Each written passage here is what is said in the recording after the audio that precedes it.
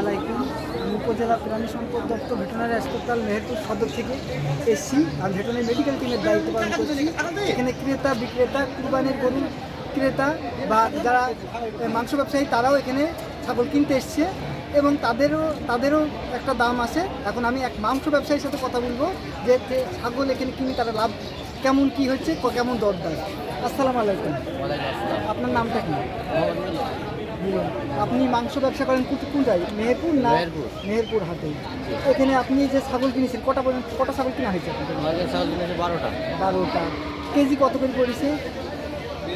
কারণ আমাদের তো থাকুক কিনা জি, এখন মোটামুটি আপনার 900 950। এগুলো বড় ছাগল না ছোটো ছাগল? এগুলো বড় ছাগল, আর ছোটো ছাগলগুলো আর কেজি কত? ছোটো ছাগলগুলো 1000 টাকার উপরে